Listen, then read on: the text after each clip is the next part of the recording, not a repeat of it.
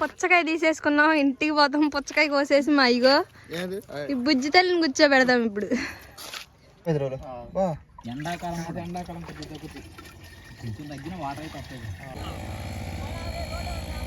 ఎంతంట? Hi అండి, అందరికీ నమస్తే. వెల్కమ్ బ్యాక్ టు మీ ఆల్ ఇన్ వన్ శిరీష. అత్తయ్య వాళ్ళ ఊరు తిరునాళ్ళకి వెళ్ళామని చెప్పాను కదండి. ఇంకా అత్తయ్య వాళ్ళ ఊరికి దగ్గరలోనే నీలకంఠేశ్వర స్వామి గుడి టెంపుల్ అయితే చాలా ఫేమస్ అంట. ఇంకా సరే వెళ్దామని అయితే వస్తున్నాము. ఇదైతే అచ్చంపేట నుంచి 2 కిలోమీటర్ల దూరంలో అయితే ఉంది గుడి. మేమైతే అస్సలు అనుకోలేదు ఈ గుడికి వస్తామని. అప్పటికప్పుడైతే అనుకొని ఇంకా బయలుదేరైతే గుడి దగ్గరికి అయితే వచ్చేసాము. ఈ గుడిలో ఒక విశిష్టత అయితే ఉంది, అదైతే తర్వాత చెప్తాను. ఇంకా గుడి దగ్గరికి అయితే వచ్చేసాము. ఈ గుడి దగ్గర ఎటు చూసినా కొండలే కనిపిస్తున్నాయి. కొండల మధ్యలో ఈ పరమశివుడు అయితే ఇక్కడ వెలిసారు. చాలా ఫేమస్ అంట. గుడి లోపలికి వెళ్ళి స్వామివారు ఎలా ఉన్నారు ఏంటనేది మీకు కూడా చూపించేశాను, పదండి.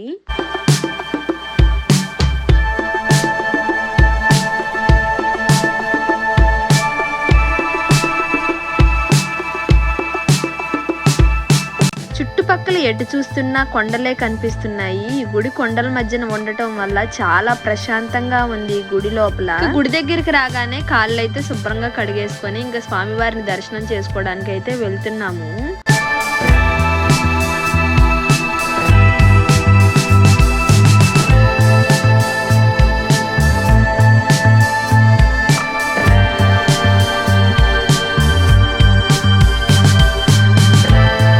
ఇక్కడ నీలకంఠేశ్వర స్వామి దగ్గరికి స్వామివారం వచ్చిందంటే చాలు, గుడి దగ్గర అసలు ఖాళీగానే ఉండదు. అంతమంది స్వామివారిని దర్శనం చేసుకోవడానికి అయితే ఈ గుడికి వస్తూ ఉంటారు. మేము విడి రోజుల్లో వెళ్ళాం కాబట్టి గుడి అయితే ఇంత ప్రశాంతంగా ఉంది. ఈ నీలకంఠేశ్వర స్వామి గుడి ప్రత్యేకత ఏమిటి? చాలా సంవత్సరాల నుంచి పిల్లలు పుట్టకోకుండా బాధపడే వాళ్ళు కూడా ఈ గుడికి వచ్చి మొక్కుకున్నారంటే ఖచ్చితంగా ఆ కోరిక అయితే నెరవేరుతుందని. మన భారతదేశంలో ఉన్న హిందూ దేవాలయాల్లో విశిష్టమైన లింగాలన్నీ చక్కగా ఇక్కడ ప్రతిష్ఠించి రోజు అభిషేకాలు అయితే చేసి పూజలు అయితే చేస్తున్నారు.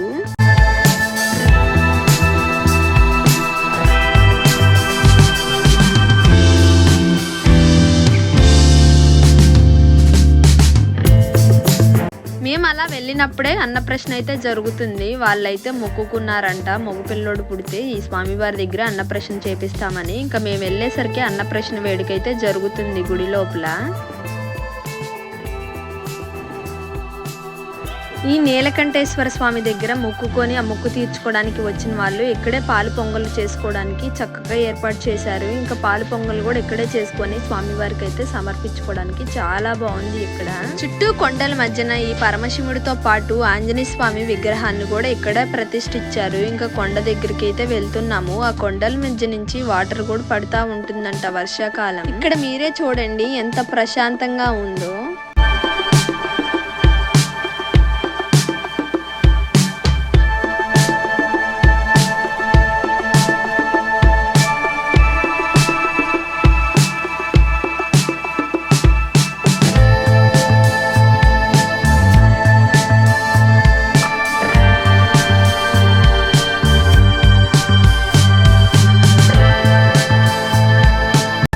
ఇక్కడ గుడికి రావడం ఇదే ఫస్ట్ టైం. మా మరిది వాళ్ళు అయితే అంతకు ముందు ఇక్కడ గుడికి వచ్చారంట. ఇంక సరే అని మా మరిది వాళ్ళు మేము కలిసి అయితే వచ్చాము. మా పొడ్డుతో అయితే తెగ నిద్రపోతుంది. ఒక ఫోటో తీద్దామన్నా కూడా అస్సలు నిద్ర లేగలేదు.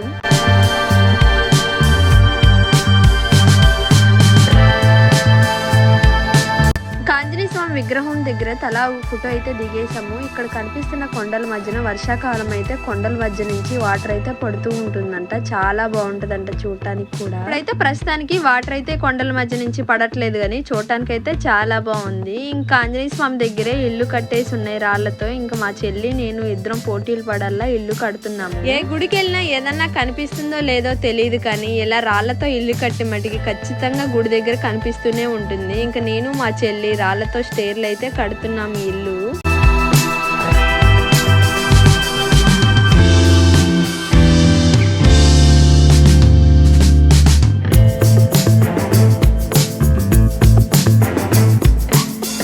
ఈ గుడి విశిష్టత ప్రాముఖ్యత గురించి లాస్ట్ లో చెప్తానని చెప్పాను కదా. ఇక్కడ ఈ గుడి దగ్గర భూమిలో ఇంచి ఎనీ టైం వాటర్ వస్తూనే ఉన్నాయి. వేసాకాలం అని లేదు, వర్షాకాలం అని లేదు. ఇంకో ఆశ్చర్యకరమైన విషయం ఏమిటంటే ఈ గుడికి చుట్టుపక్కల ఉన్న ప్రాంతాల వాళ్ళందరూ ఇక్కడికి వచ్చి ఈ వాటరే తాగటానికైతే క్యానుల్లో పట్టుకొని తీసుకెళ్తూ ఉంటారంట రోజు.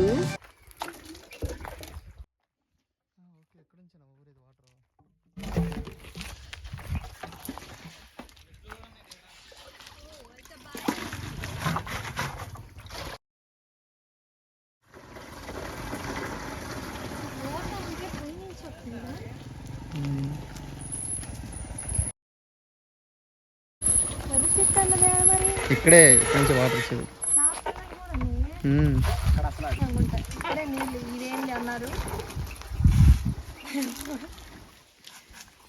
నీళ్ళు కింద నుంచి భూమిలో నుంచి వాటి అంతటా అవే చేపలు ఉన్నాయి, చిన్న చిన్న చేపలు ఉన్నాయి. తీసుకుని వాటర్ ఒకసారి టేస్ట్ చూడు సరే.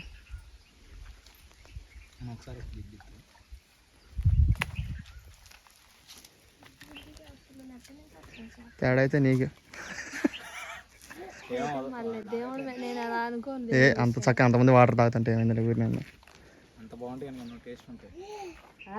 నిజంగానే బాగానే ఉంది. మినరల్ వాటర్ కూడా సరిపోతుంది, అంత టేస్ట్గా ఉంటుంది. మినరల్ వాటర్ ఏం సరిపోతాయి ఆ వాటర్కి? బాగుంది. ఎండాకాలం అయితే ఎండాకాలం కొంచెం తగ్గిన వాటర్ అయితే వస్తుంది. ఏడే ఇంకొంచెం లోతు పెట్టుకుంటే జగ్గు ముంచుకోవడానికైనా ఇంకా బాగుంటుంది. వాటర్ అంత ప్యూర్గా ఉంది. అసలు ఇంత నలక లేదు, ఏం లేదు. అసలు బండల నుంచి వచ్చాయిగా.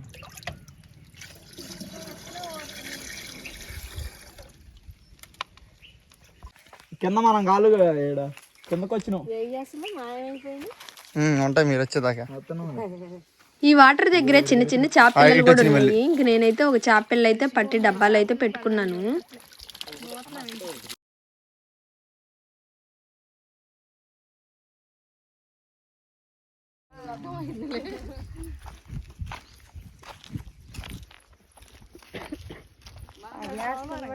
శివుడు ఆజ్ఞ లేదే చేమైనా కుట్టదంటారు కదా. ఈ పరమశివుడి గుడికి వచ్చామో లేదో మేమైతే అసలు ఇంటి దగ్గర అనుకోలేదు ఇక్కడ భోజనం చేస్తామని. ఇంటికి బయలుదేరి వెళ్ళిపోయే వాళ్ళని ఆపి ఇక్కడ అన్నప్రశ్న వేడుక జరుగుతుందని చెప్పాను కదా. ఆంటీ గారు అయితే మేము బయలుదేరి వెళ్ళిపోతుంటే వచ్చేలా బతంలాడి భోజనం చేసి వెళ్ళమని అయితే పిలిచారు.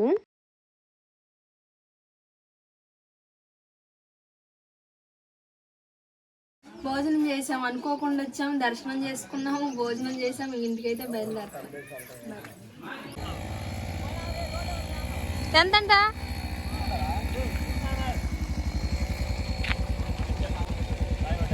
ఇంకలా ఇంటికి తిరిగి బయలుదేరి వెళ్లే దారిలో పుచ్చకాయ తోట అయితే కనిపించింది. అప్పుడే పుచ్చకాయలు అయితే ఎక్స్పెక్ట్ చేయడానికి ట్రాక్టర్ కి అయితే కోస్తూ ఉన్నారు. ఇంకా అక్కడే హ్యాపీ పుచ్చకాయ ఎంతని రేట్ అడిగితే 100 రూపాయలు అయితే చెప్పారు. ఇంకా ఒక పుచ్చకాయ అయితే తీసుకున్నాము.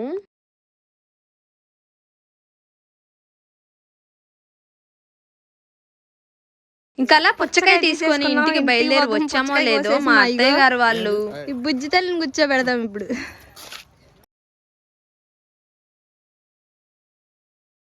అందరూ కట్టెల పొయ్యి చుట్టూ కూర్చొని వేడివేడిగా గారెలు అయితే చేస్తూ ఉన్నారు.